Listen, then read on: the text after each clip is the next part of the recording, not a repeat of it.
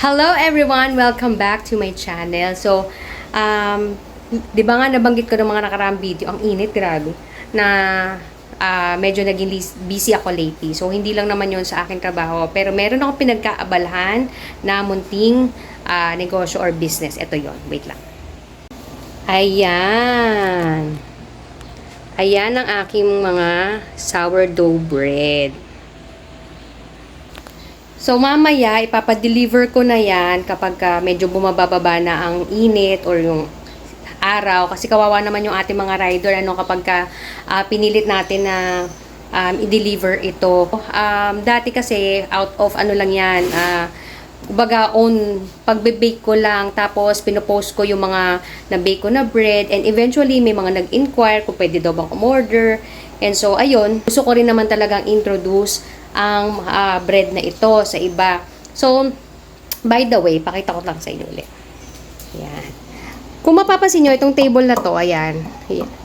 Ni-restore yan ng aking husband. Ito ay Nara. Tapos, ito ay tangile, itong pinaka-leg part niya. Yan. So, ang ginagawa rin ng asawa ko ay nagre-restore siya ng mga kagaya niyan, furniture, at hindi lang yon, ito ay papakita ko, wait lang. Cha-cha-cha. Ayan. Let's go. Ay, ayan.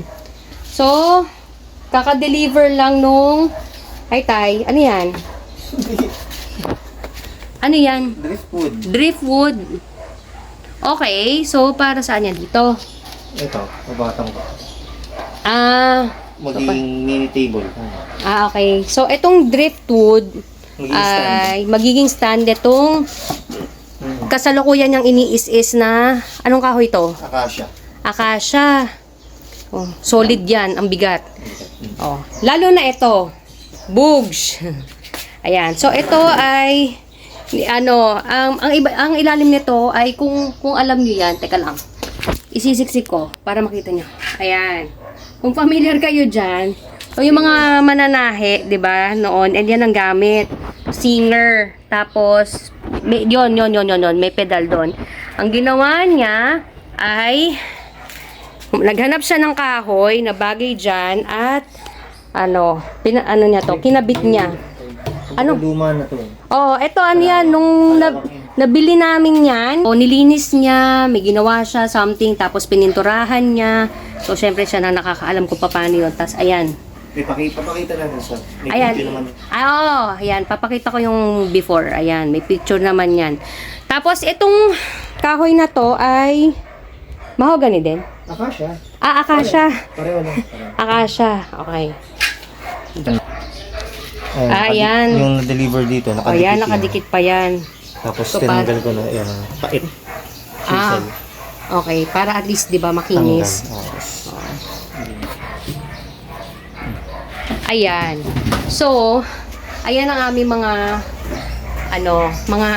sabihin na nating weekend grind or yung mga ginagawa namin kapag rest day namin sa trabaho. So, ayun, kaya medyo busy talaga kasi maraming ginagawa. Oh, etong mga to bale ay restore and then sell. So, syempre, nire-restore nga niya yung mga gamit na doon sa iba, patapon na, or may value pa. Lalo na yung, yung makina nung singer. Kasi, di ba, bibihira na lang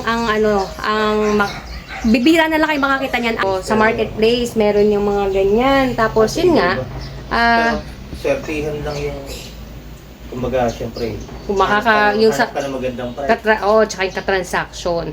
Tapos yun, syempre, i-make sure niya na kapag ni-restore niya, syempre, good quality. Para naman kapag binenta namin, sigurado magugustuhan nung bibili. So anyway, if meron kayong kakilala or kayo interesado, pwede nyo naman kami i-message. So we can, provide you other details. Ayun lang naman. Thank you so much. Bye!